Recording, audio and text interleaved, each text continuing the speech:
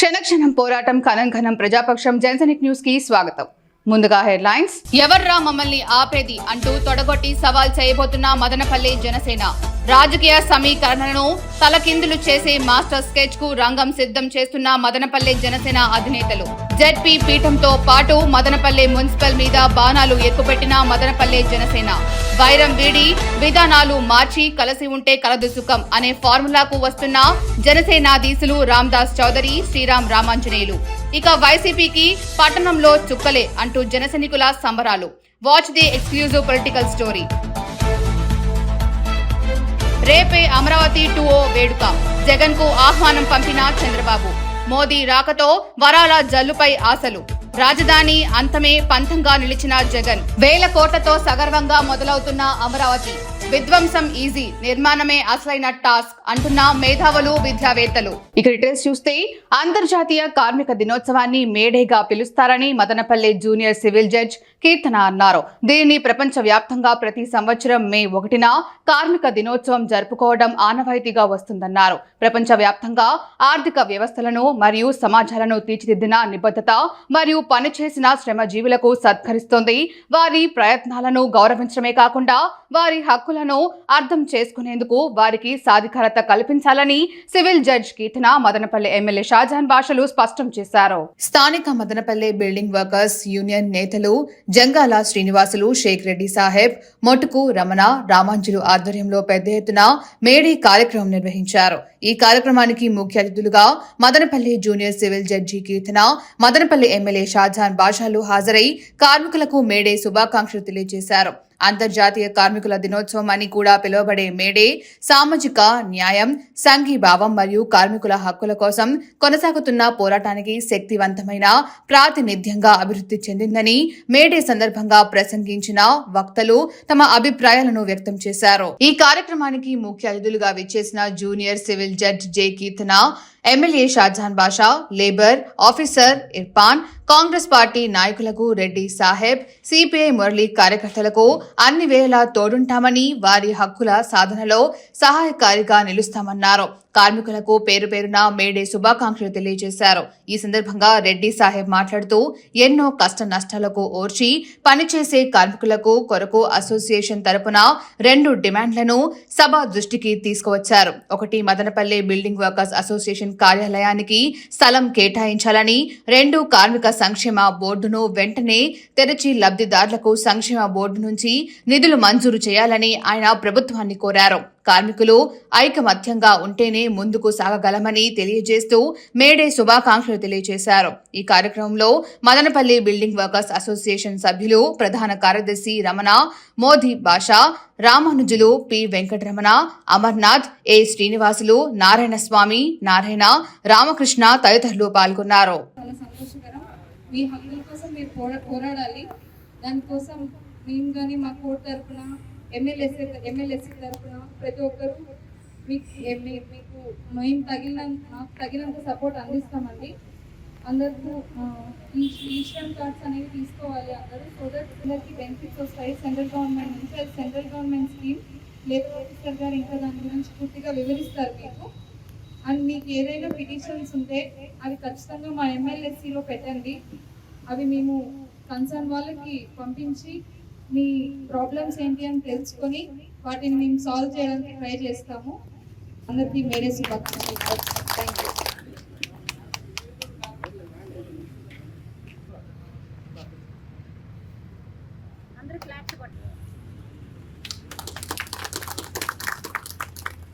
శ్రీనివాసులు,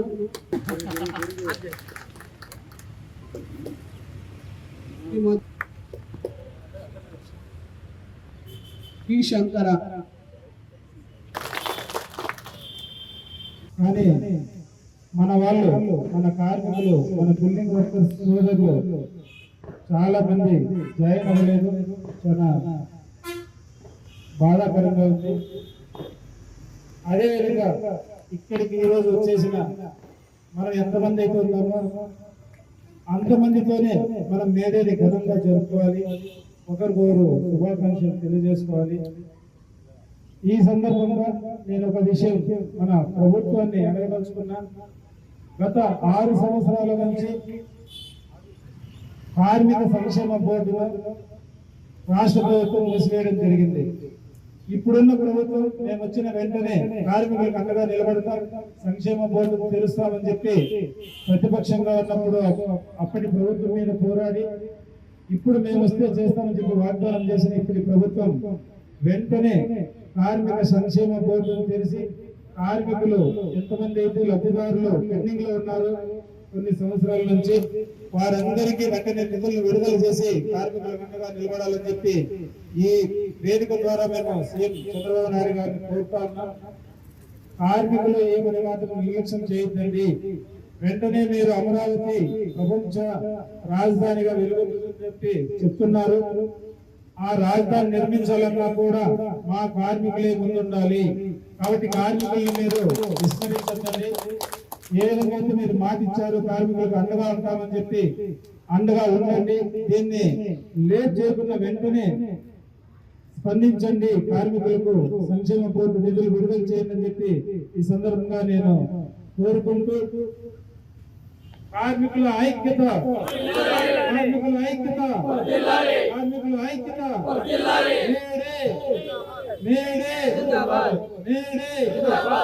ఆంధ్రప్రదేశ్ రాజధాని అమరావతి నిర్మాణ పనులను ప్రధాని మోదీ చేతనే కూటమి ప్రభుత్వం అట్టహాసంగా పునః ప్రారంభిస్తుండటం దానిని 5 ఏళ్లు పాడుపెట్టిన మాజీ సీఎం జగన్మోహన్ రెడ్డికి చెంప దెబ్బ వంటిదే అని భావించవచ్చు.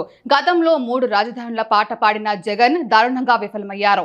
అలాగే ఆహ్వాన పత్రికల్లో ఉప ముఖ్యమంత్రి పవన్ కళ్యాణ్ పేరు ముద్రించకపోవడంపై నీచ రాజకీయాలు చేస్తున్న వైసీపీకి మరో చెంపదెబ్బ కొట్టినట్టు ఈ కార్యక్రమానికి జగన్మోహన్ రెడ్డిని కూడా కూటమి ప్రభుత్వం ఆహ్వానించింది. జగన్ వైసీపీ నేతలు వారి సొంత మీడియా అమరావతి పేరుతో ఎంత నీచ రాజకీయాలు చేస్తున్నప్పటికీ ప్రోటోకాల్ ప్రకారం జగన్మోహన్ రెడ్డిని ఆహ్వానించి సీఎం చంద్రబాబు నాయుడు ఆనవాయితీని గౌరవించడం అభినందనీయమని పలువురు మేధావులు అభిప్రాయపడుతున్నారు. అమరావతి పేరు పలికే అర్హత కూడా కోల్పోయిన జగన్ అండ్ కో ఈ సభకు వస్తారని అనుకోలేము.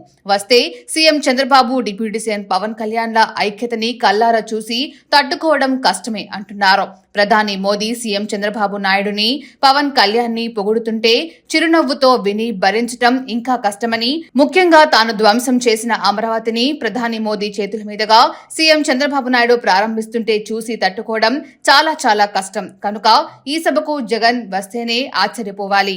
మే 2న అమరావతి నిర్మాణ పనులు ప్రారంభించేందుకు వస్తున్న ప్రధాని మోదీ ఈసారి పిడికెడు మట్టి, చెంబుడు నీళ్లతో సరిపెట్టకుండా రాష్ట్రంలో 57,962 కోట్ల రూపాయల విలువ పనులకు శంకుస్థాపనలు, ప్రారంభోత్సవాలు చేయబోతున్నారు.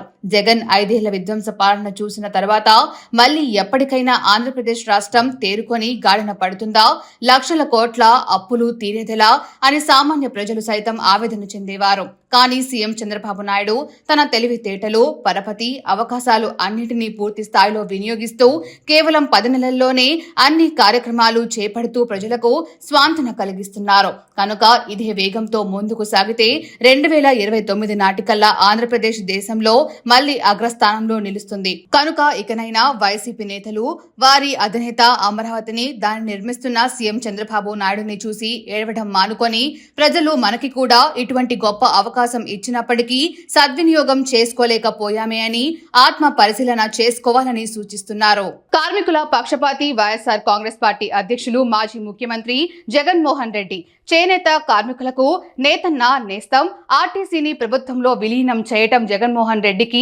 కార్మికుల పట్ల ఉన్న నిబద్ధతకు నిదర్శనమని మదనపల్లె వైఎస్ఆర్ కాంగ్రెస్ పార్టీ సమన్వయకర్త నిసార్ అహ్మద్ కొనియాడారు. గురువారం వైఎస్ఆర్ కాంగ్రెస్ పార్టీ కార్యాలయంలో ఘనంగా మేడే వేడుకలు నిర్వహించారు. మేడే స్ఫూర్తికి, ప్రపంచ కార్మిక లోక త్యాగాలకు మనం అందించే ఘన నివాళని మదనపల్లె వైఎస్ఆర్ కాంగ్రెస్ పార్టీ సమన్వయకర్త నిసార్ అహ్మద్ పేర్కొన్నారు.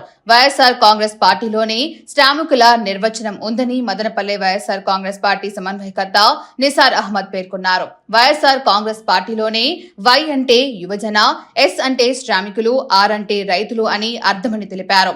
మేడే సందర్భంగా మదనపల్లె వైఎస్ఆర్ కాంగ్రెస్ పార్టీ కార్యాలయంలో కార్మికులు వైఎస్ఆర్ కాంగ్రెస్ పార్టీ నాయకులతో కలిసి ఘనంగా వేడుకలు జరుపుకున్నారు. మేడే వేడుకల సందర్భంగా వైఎస్ఆర్ కాంగ్రెస్ పార్టీ కార్యాలయంలో కార్మికుల చేత కేక్ కట్ చేయించి శుభాకాంక్షలు తెలియజేశారు. ఈ కార్యక్రమానికి మాజీ ఎమ్మెల్సీ నరేష్ కుమార్ రెడ్డి ముఖ్య అతిథిగా విచ్చేశారు. కార్మికులు అందరికీ నరేష్ కుమార్ రెడ్డి, నిసార్ అహ్మద్ శుభాకాంక్షలు తెలియజేశారు. ఈ సందర్భంగా వారు మాట్లాడుతూ శ్రామికులు అందరి పక్షాన వైఎస్ఆర్ కాంగ్రెస్ పార్టీ అన్ని వేళలా తోడుగా ఉంటుందన్నారు. జగన్మోహన్ రెడ్డి నేతృత్వంలోని వైసీపీ ప్రభుత్వం కార్మికులకు అధిక ప్రాధాన్యతనిచ్చిందని గుర్తు చేశారు. వైఎస్ఆర్ కాంగ్రెస్ పార్టీ శ్రామికులకు అండగా ఉంటుందని తెలిపారు. గత వైసీపీ ప్రభుత్వంలో మాజీ ముఖ్యమంత్రి జగన్మోహన్ రెడ్డి కార్మికుల పక్షాన నిలవడం జరిగింది అని గుర్తు చేశారు. చేనేత కార్మికులకు ప్రతి ఏటా నేతన్న నేస్తం కింద 24,000 రూపాయలు ఇవ్వడం జరిగిందన్నారు. ఆర్టీసీ కార్మికులకు భద్రత కల్పిస్తూ ఆర్టీసీని ప్రభుత్వంలో విలీనం చేసిన ఘనత జగన్మోహన్ రెడ్డిదే అన్నారు.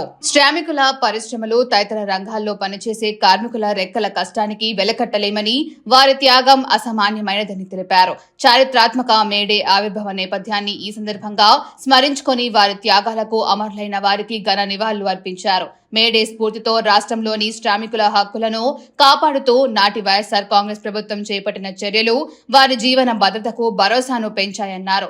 జగన్మోహన్ రెడ్డి లక్షలాది మంది నిరుద్యోగులకు ఉద్యోగ ఉపాధి అవకాశాలను కల్పించారన్నారు. కార్మిక ఉద్యమానికి స్ఫూర్తినిస్తూ చికాగోలో ఎగిరిన మొట్టమొదటి ఎర్రజెండా ఈరోజు ప్రపంచవ్యాప్తంగా కార్మికులందరూ వారి స్ఫూర్తికి చిహ్నంగా గుర్తించి ఈ మేడే వారోత్సవాలు చేయడం జరుగుతుంటుంది. కార్మికులకు, పేద ప్రజల కోసం వైఎస్ఆర్సీపీ నాయకులు జగన్మోహన్ రెడ్డి గారు పెత్తందారులపైన యుద్ధంగా తీసుకుంటూ వచ్చి పేదల పక్షాన్ని నిలబడి వారి శ్రేయస్సు కోసం వారి కాళ్ళ మీద నిలబడడానికి అవకాశం ఇస్తూ వారి పిల్లలకి విద్య, మంచి భవిష్యత్తు ఇచ్చేందుకు అనేక పథకాలు చేపట్టి ఇంతవరకు దేశంలో ఎక్కడా లేనంత విధంగా వైఎస్ఆర్సీపీ పెత్తందాలతో యుద్ధం చేస్తూ ప్రజాపక్షాలు నిలబడింది. కాబట్టి ఈరోజు అందరూ కూడా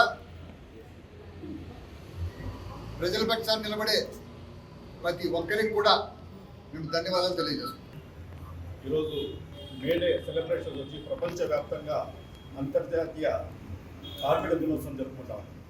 ఇది ఒక ముఖ్య ఉద్దేశం ఏమంటే, ఏ కంట్రీ కూడా, ఏ దేశమైనా ముందుకు సాగాలంటే ఒక రైతు, ఒక కార్మికుడితోనే ముందుకు సాగాలి.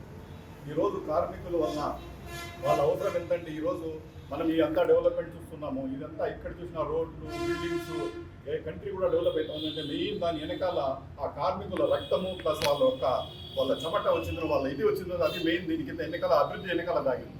వాళ్ళ జీవితాలంతా అర్పించేసి ఒక అభివృద్ధి కోసం, ఒక ఇది కోసం వాళ్ళు శ్రేణులు కష్టపడి మన దేశాన్ని ముందుకు తీసుకుని పోయే వ్యక్తులు వాళ్ళకు కూడా ఈరోజు ఈ రకంగా మనం చేసుకోవడం, మన వైఎస్ఆర్సీపీ కార్యాలయంలో మేము చేస్తున్నామంటే నిజంగానే మేము గర్వపడుతున్నాం. యాక్చువల్లీ మనం ఇది చేయాలా, వాళ్ళకి సత్కారాలు చేయాలంటే నిజమైన అర్హులు వీళ్ళే. ఎందుకంటే వీళ్ళ వల్ల రైతులు కానీ వీళ్ళు కానీ లేకపోతే ఈరోజు మన దేశం ఎక్కడో ఉండిపోయింది. ఈరోజు వీళ్ళంతా ముందుకు పడి చేదోడు వాదోడుగా మన దేశానికి అభివృద్ధికి తోడుపడి ఈరోజు ముందుకు తీసుకుపోతున్నారు. కాబట్టి ఈరోజు మన దేశం ముందుకు సాగుతూ ఉంది. వీళ్ళు కూడా చాలా వరకు పనులు ఈరోజు మున్సిపాలిటీ వర్కర్స్ తీసుకోండి, ఈరోజు కానీ వాళ్ళు లేకపోతే మనం అసలు ఇక్కడ జీవించలేము. ఆ తోటలంతా క్లీనింగ్ చేయడము, శుభ్రంగా పెంచడము, ఈ రకంగా వాళ్ళంతా చేస్తున్నారు. కాబట్టి మనం హాయిగా కార్ల మీద షికార్లు చేసుకుంటా హాయిగా తమ చేతులు ఊపుకుంటా పోతున్నాం.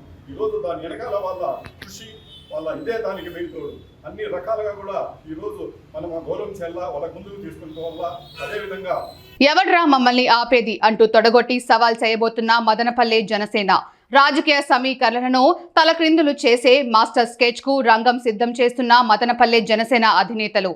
జెడ్పీ పీఠంతో పాటు మదనపల్లె మున్సిపల్ మీద బాణాలు ఎక్కుపెట్టిన మదనపల్లె జనసేన వైరం వీడి విధానాలు మార్చి కలిసి ఉంటే కలదు సుఖం అనే ఫార్ములాకు వస్తున్న జనసేనాధీశులు రామ్దాస్ చౌదరి, శ్రీరామ్ రామాంజనేయులు.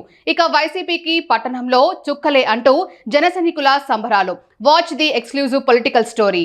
మదనపల్లె జనసేన మహా రాజకీయ యుద్ధానికి సిద్ధమవుతోంది. అసెంబ్లీ ఎన్నికల్లో సిద్ధమా అని మదనపల్లె వైసీపీ గర్జించింది.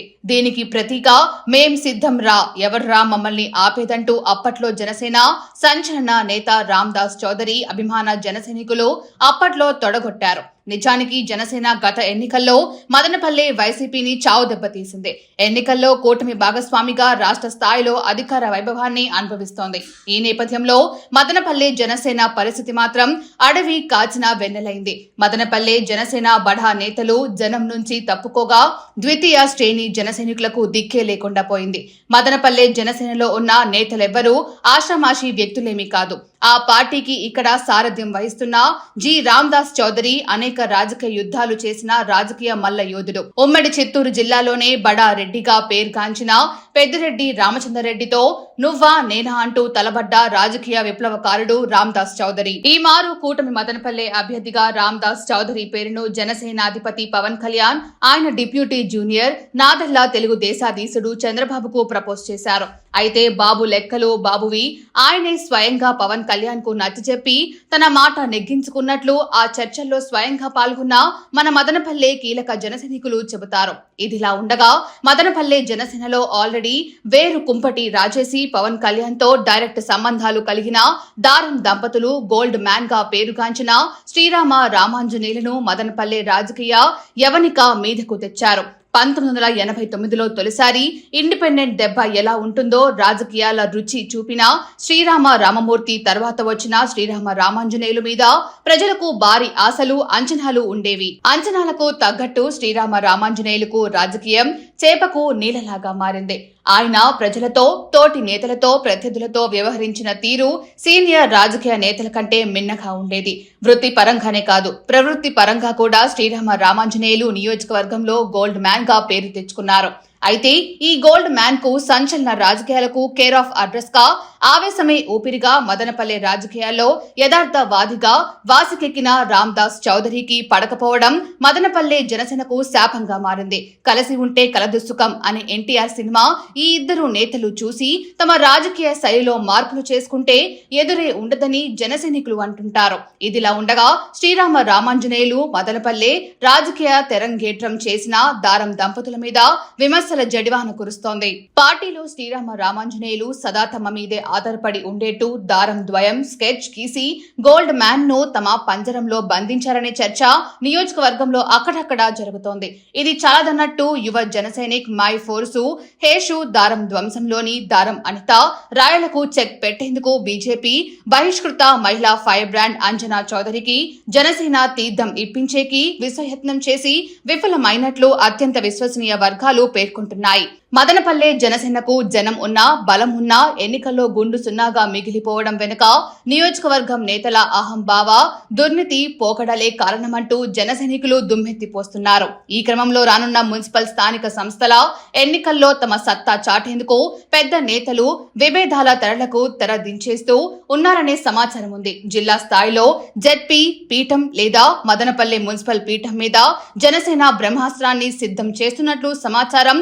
నిజంగా మదనపల్లిలో జనసేన రాజకీయ ఉదయం జరిగితే మదనపల్లె వైసీపీ తన టెంట్ ఎత్తేయాల్సిందే అనే టాక్ నడుస్తోంది. వార్తలు ముగించే ముందు హెడ్లైన్స్ మరోసారి. ఎవర్రా మమ్మల్ని ఆపేది అంటూ తొడగొట్టి సవాల్ చేయబోతున్న మదనపల్లె జనసేన. రాజకీయ సమీకరణను తలకిందులు చేసే మాస్టర్ స్కెచ్ కు రంగం సిద్ధం చేస్తున్న మదనపల్లె జనసేన అధినేతలు. జెడ్పీ పీఠంతో పాటు మదనపల్లె మున్సిపల్ మీద బాణాలు ఎక్కుపెట్టిన మదనపల్లె జనసేన. వైరం వీడి విధానాలు మార్చి కలిసి ఉంటే కలదు సుఖం అనే ఫార్ములాకు వస్తున్న జనసేనాధీశులు రామ్దాస్ చౌదరి, శ్రీరామ్ రామాంజనేయులు. ఇక వైసీపీకి పట్టణంలో చుక్కలే అంటూ జనసైనికుల సంబరాలు. Watch the exclusive political story. రేపే అమరావతి 2.0 వేడుక. జగన్ కు ఆహ్వానం పంపిన చంద్రబాబు. మోదీ రాకతో వరాల జల్లుపై ఆశలు. రాజధాని అంతమే పంతంగా నిలిచిన జగన్. వేల కోట్లతో సగర్వంగా మొదలవుతున్న అమరావతి. విధ్వంసం ఈజీ, నిర్మాణమే అసలైన టాస్క్ అంటున్న మేధావులు, విద్యావేత్తలు. క్షణక్షణం పోరాటం, కణం కణం ప్రజాపక్షం. జనసైనిక్ న్యూస్ ఇంతటితో సమాప్తం. తిరిగి రేపటి బులెటిన్ లో మళ్ళీ కలుసుకుందాం. అంతవరకు సెలవు, నమస్కారం.